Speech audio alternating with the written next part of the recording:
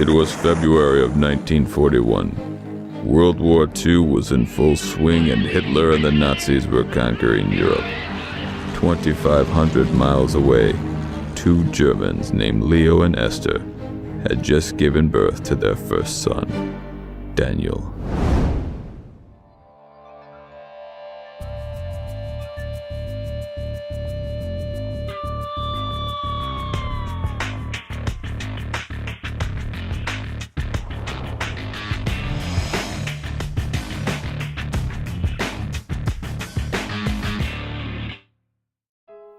And make no mistake, the sudden arrival of Daniel was not a happy time for Leo and Esther. You have to remember, this is a Park Avenue couple who all of a sudden are saddled with a new baby. And that meant that they had to stay on the farm, which they had no interest in doing. I'm told they spent months trying to put him up for adoption. But with the timing of the war, no one wanted a German baby. So they had no choice but to keep him. From birth, Daniel was undersized, and it was thought that he would not be much help on the farm. So Leo and Esther got to work on a second child just as soon as they could. A year or so later, my Uncle Jerry was born. He was a fine boy. The only problem was he knew better than everybody else. Legend has it that he told the doctor the right way to cut the umbilical cord. Dissatisfied with their second child, they decided to keep churning out babies until they were satisfied that they'd made the perfect farm boy. It wasn't until 1953, some 12 years after Daniel, that Alan J. Siess was born, and he would redefine farming for generations in St. Clair. He was so good that they added an apprentice, young Urban, 5 years later. Being the oldest of 7 was really tough on my dad. He had to work hard on the farm, keep the other kids in line, and get into a lot of fights to prove that he was tougher than Eloise. As tough as Dan was, he was still afraid of Leo. Now Leo let the little things go. He let Dan pour more soda into his glass than his brothers. He let Dan pray extra long so that he wouldn't have to go out on the farm and work. What he wouldn't allow is the big things like throwing brooms through windows. That actually happened to Dan, and he replaced the window before Leo found out because he was so afraid. One thing he always wanted to do but never had the guts is to take a rifle and shoot at one of his brothers.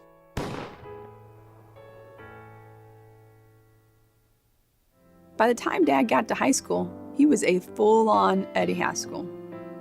He even ran for class president as a goof, and he won. Enough said, right, Dad? Everything Daniel did in high school was an effort to attract the attention of the ladies. When the presidential thing didn't win him any girlfriends, he turned to boxing, because who doesn't love a tough guy, right? But that also backfired when the coach made him box his younger brother. It's a no-win situation. What happens if you beat him up? My dad did beat Jerry, but he never felt good about it.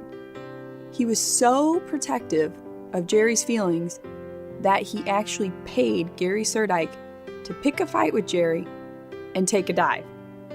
To this day, Jerry still thinks he won that fight fair and square.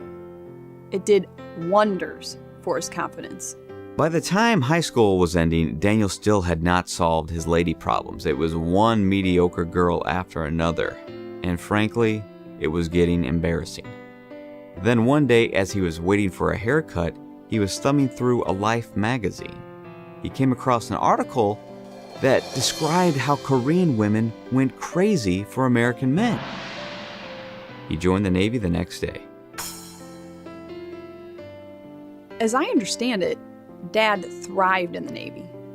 By the end of his tour, he had felt like he had conquered Asia, and he was ready to re-enter the market in the States with a ton of confidence. One way to meet girls back in those days was to attend these formal social gatherings.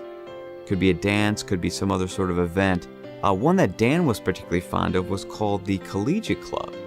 And this group would fill this room with these luscious, sultry women who were just dying to meet a bona fide college man. One problem. Dad spent his time in the Navy, not college. So technically, he wasn't even allowed in the doors. But that didn't stop him. He borrowed class rings from his friends, and that's how he got in. And it was there that he met a radiant beauty, Camille Tourville. Daniel was drawn to Camille right from the start. Not only did she have this huge head and these giant eyes and talked enough for the both of them, but she also represented a challenge. As a former nun, Dan didn't know if he could attract her. He didn't know if he would be good enough, and that appealed to him big time. The other side of that equation is that when people heard she was a former nun, they would assume it was Dan and his charm and his coolness that lured her away from the calling, and that appealed to his ego big time. Camille second-guessed a relationship with my dad right from the start. But he told her he was dying, so she felt sorry for him. The rest is history, and they were married in the summer of 1971. Dan was surprisingly good at being a married man, and oddly enough, he was very eager to start a family. Now, being the firstborn of his own clan, he desperately wanted a son for his first baby, and he got his wish on October 30th, 1973. Jennifer Siess entered the world.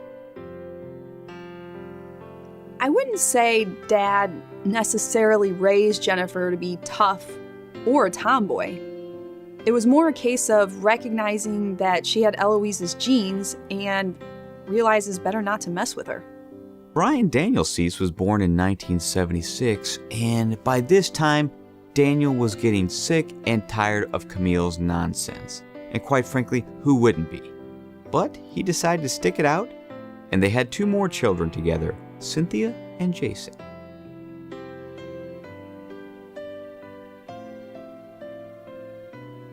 I'd have to say we had a great childhood.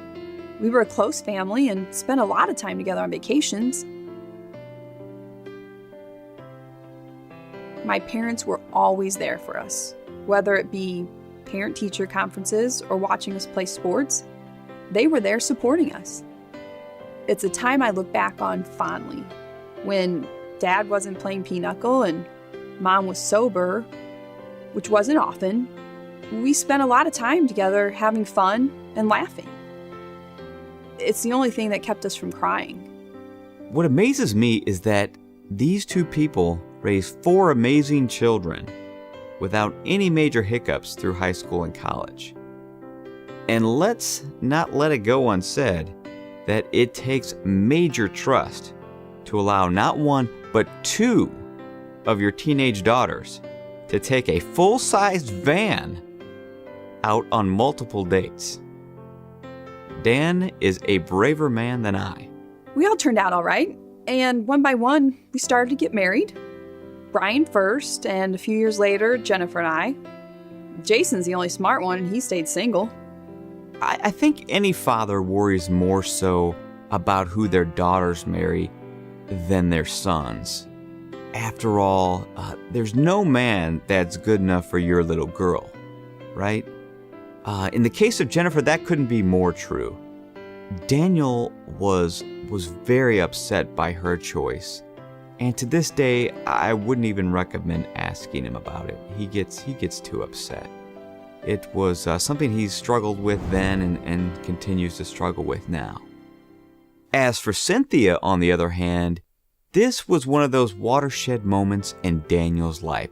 It was as if he looked up to the heavens and the clouds parted, and Daniel was describing the perfect son-in-law to God, and God was listening. And he made a few upgrades of his own, and then he sent this man angel into their lives to bring enrichment and happiness for many years to come. I was young. Mark Twain once wrote that the simplest toy, one that even the youngest child can learn to operate, is called a grandparent. In the case of Daniel, that couldn't be more true. From the moment that Ariel came on the scene, and later Corinne, he just dove into this role. He loved it.